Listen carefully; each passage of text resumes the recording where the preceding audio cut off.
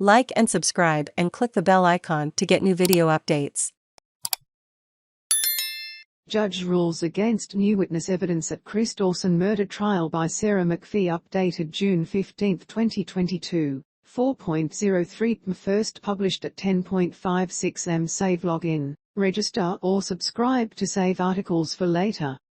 Share normal text size, larger text size, very large text size. A NSW Supreme Court judge has ruled against allowing fresh evidence from multiple witnesses at the murder trial of Chris Dawson, 5½ weeks after the Crown opened its case.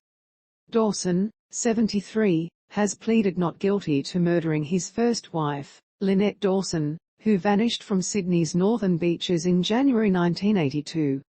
Chris Dawson, right, leaves the NSW Supreme Court last week with his older brother Peter Dawson. Credit, Louise Kennelly. The Crown alleges Dawson murdered Lynette and disposed of her body, possibly with assistance, motivated by a desire to have an unfettered relationship with his former student and babysitter, known as JC. As proceedings continued on Wednesday, Justice Ian Harrison ruled against the admission of new evidence from people who have come forward since the trial began in mid-May, including observations made in 1969, the year before Chris and Lynette Dawson married. This evidence is late, it's not particularly strong. It's even older than almost everything else in this case by about 10 years, he said. Crown Prosecutor Craig Everson, South Carolina, acknowledged it was not evidence upon which a crucial fact in the case will stand or fall. The judge noted 4 or 5 witnesses were proposed to be called. I just think a line has to be drawn under this sort of evidence, given when it arrived and what it tells me about anything in the trial, Harrison said. My inclination is to not permit the Crown to call this evidence and to produce a judgment as speedily as I can in detail, setting out my reasons for that course. Everson said more people had come out of the woodwork, separate to the application dealt with, including someone who has rung Crime Stoppers with some information, and police are taking a statement. Retired NSW police officer John Pendergast testified that he became involved in the Dawson investigation in the late 1990s, as a detective sergeant at DY, where Detective Damien Loon was allocated the case.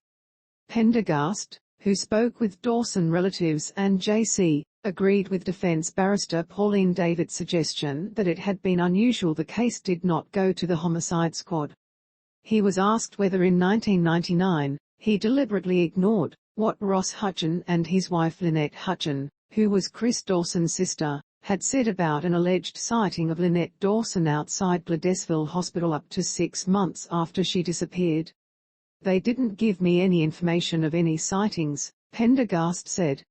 He said if they had, he would have included it in a running sheet and welcomed the information, not rejected it. A 1999 running sheet, signed by Pendergast, states that an interview with the Hutchin couple had established neither have ever had any contact with the missing person since her disappearance. In audio recordings played to the court on Tuesday, Ross Hutchin, who died this year, remained adamant he had mentioned the incident, saying the statements taken by the police were absolutely wrong. Pendergast denied David's suggestion that his case theory was that Chris Dawson had killed his wife.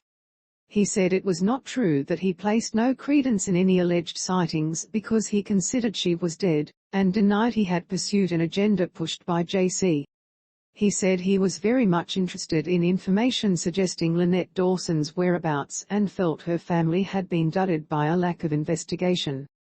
David claims her client was prejudiced by delays and that there were failures by police to follow up leads.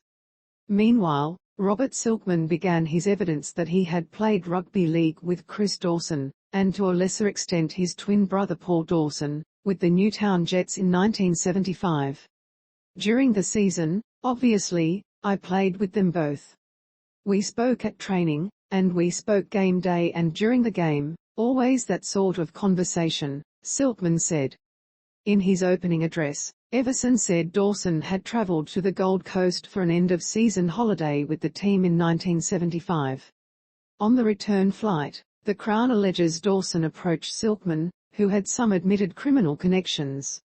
The Crown alleges that the accused asked Mr. Silkman if he knew someone who could get rid of his wife, Everson said.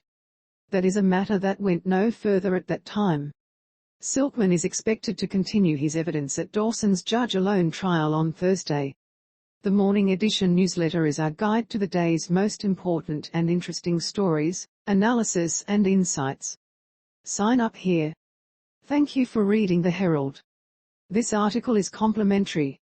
Register or log in now to